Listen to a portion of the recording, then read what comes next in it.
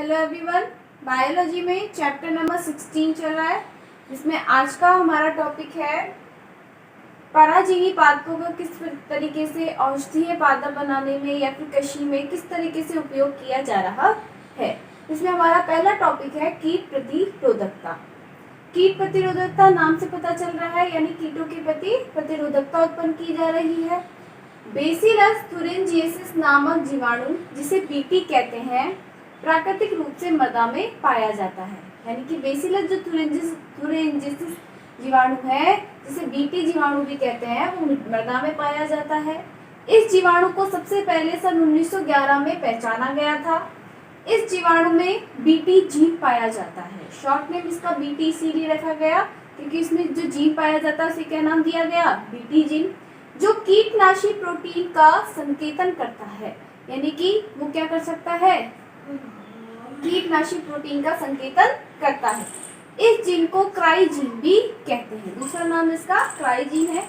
इस जीन को बीटी जीवाणु से पृथक कर इसे कपास में स्थानांतरित किया गया, कपास पादप पे इसको स्थानांतरित किया गया तथा इस प्रकार विकसित पादप की किस्म बीटी कपास अथवा किलर कपास कहलाती है।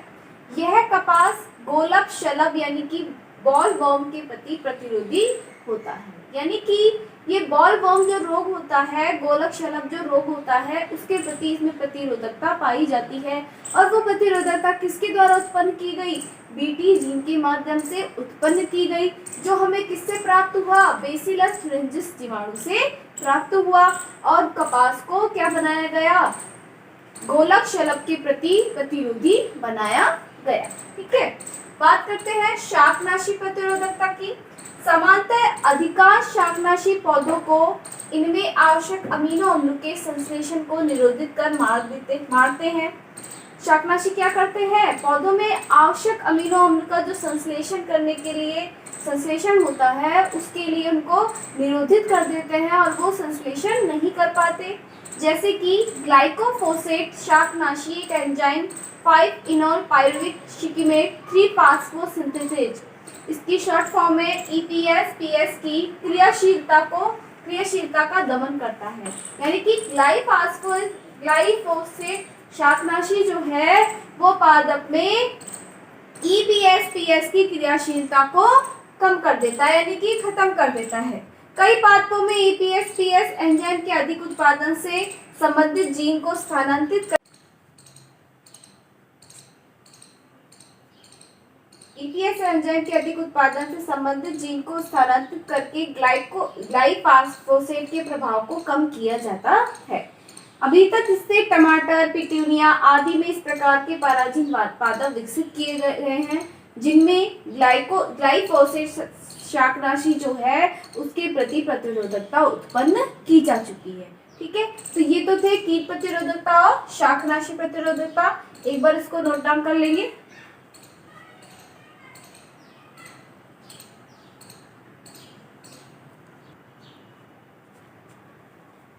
नेक्स्ट है नरबंधता उत्पन्न करना। पादप प्रजनन में संकरण हेतु प्रयोगों में बंध नर यानी कि स्टेलाइट मेल पादप अत्यधिक महत्वपूर्ण होते हैं। जिन पादपों में संकरण की प्रक्रिया करवानी होती है उनमें क्या किया जाता है, बंध नर की आवश्यकता होती है। यानी कि नर जो जननांग है वो पूरी तरीके से बंद किए जाते हैं, जिससे कि स्वयुग्मन यानी कि स्व निषेचन की प्रक्रिया ना हो पाए। और जिस चीज का हम संकरण करवा रहे हैं जिन पादपों के मध्य, उन्हीं के मध्य निषेचन की प्रक्रिया संपन्न हो। बंध नर विकसित होने पर विपुंसन यानी कि इमस्कुलेशन जैसी क्रियाओं पर समय, श्रम व धन व्यय करने की आवश्यकता नहीं रहती।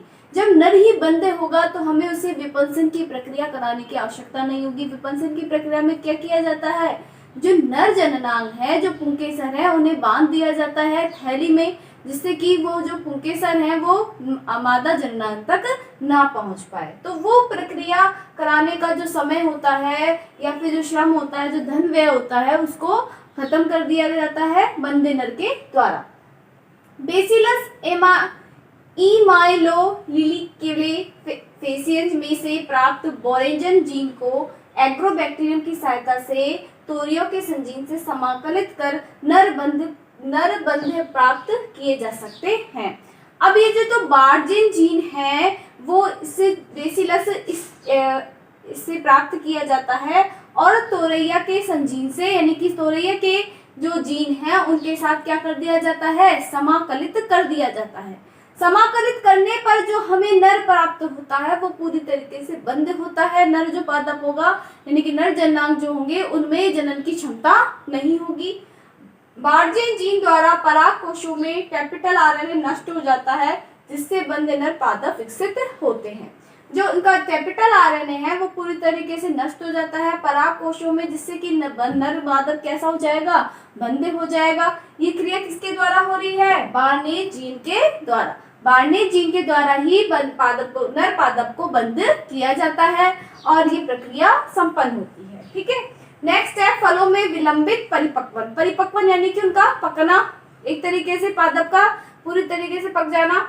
उसमें पकने के बाद जो होता है, जो फलों का जो रंग है, जो स्वाद है, वो क्या होता है, खत्म हो जाता है, यानी कि अलग हो जाता है और वो स्वादहीन हो जाते हैं। लेकिन जब इनका जो परिपक्वन काल है इसका क्या कर दिया जाए, विलंबित कर दिया जाए, यानी कि उसे उसका जो टाइम है वो थोड़ा समय बढ़ा दिया जाए, कि जब परिपक्वन जो काल है उसको थोड़ा बढ़ा दिया जाए, जिससे वो फल देर से परिपक्व हो।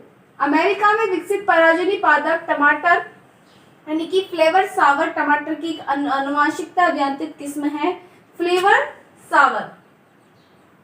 सावर जो है वो टमाटर की एक नई आनुवांशिकता अभियांत्रित किस्म है। इस किस्म के टमाटर सामान्य टमाटरों की अपेक्षा अधिक समय तक सुस्वादिष्ट अवस्था में रह सकते हैं, यानी कि इनमें ज्यादा समय तक इनका प्रयोग किया जा सकता है। टमाटर की इस किस्म का विकास कोशिका भित्ति को अपघटित करने वाले एंजाइम पॉलीग्लैक्टोरोनेज की मात्रा को कम करके किया जाता है। यानी कि ये जो एंजाइम है पॉलीग्लैक्टोरोनेज, ये क्या करता है, उसके परिपक्व होने का जो काल है उसको निश्चित करता है। अब इसी को क्या कर दिया जाता है, इसी की मात्रा को कम कर दिया जाता है, जिससे कि क्या होगा, जो उसका जो परिपक्वन काल है वो देरी से होगा, मतलब देर से होगा, और तब जितनी देर से होगा उतने ज्यादा समय तक उसका उपयोग किया जा सकेगा। यह एंजाइम फलों के पकने के लिए उत्तरदायी होता है। ठीक है, एक बार उसको उतार लेंगे।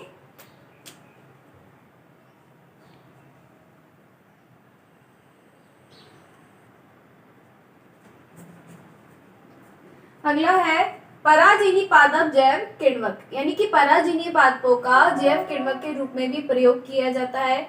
जैसे कि हमें पता है पराजीवी पादपों में कई सारे ट्रांसजेनिक पादप हैं, ये इनमें कई सारे रसायनों का निर्माण होता है, जिसकी वजह से इनका जो प्रयोग है वो जैव किण्वन यानी बायो रिएक्टर के रूप में प्रयोग किया जाता है। आनुवांशिकता रूपांतरित पादपों को जैव किण्वकों की तरह उपयोग में लिया जाता है।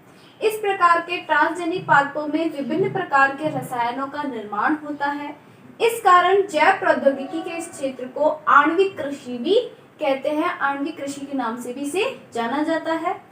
अब इस आणविक कृषि हेतु विकसित कौन कौन से पादप विकसित किए गए हैं। पहला है गोल्डन राइस, जिसमें विटामिन ए उपस्थित होता है। दूसरा है सुपर पोटैटो। तीसरा है बीज प्रोटीन गुणवत्ता। चौथा खाद्य टीके। पांचवा महत्वपूर्ण औषधियां। छठा जैव अपघटनीय प्लास्टिक और सातवां है उपापचय अभियांत्रिकी। ठीक है, तो ये हमारे जो पराजीवी पादप है उनका जो उनकी जो उपलब्धियां हैं वो हमने पढ़ ली है। एक बार इसे लिख लेंगे।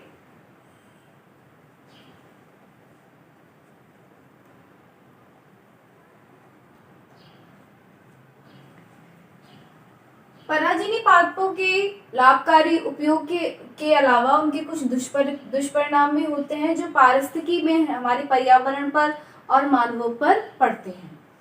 स्थानांतरित जीन का समान जाति की फसलों व निकटतम जाति के जंगली पौधों में प्राकृतिक रूप से स्थानांतरण, यानी कि जो हमने पादप जाति विकसित करी है उस स्थानांतरित जीन की जो समान जाति है और जंगली जाति है उसमें उसका स्थानांतरण हो सकता है। अत्यधिक प्रतिरोधक क्षमता युक्त फसलों से नई महामारियां व बीमारियों के उत्पन्न होने की संभावना।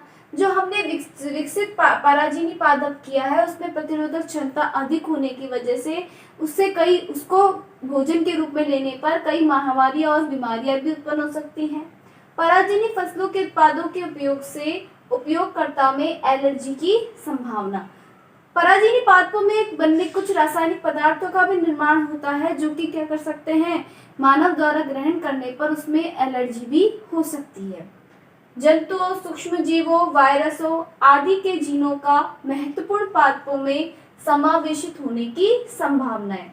अब जो हमने पराजीवी पादप में जीन स्थानांतरण किया है, अब वो जो जीन स्थानांतरण किया है वो किसके माध्यम से किया है, या तो किसी जीवाणु के माध्यम से या फिर किसी वायरस के माध्यम से।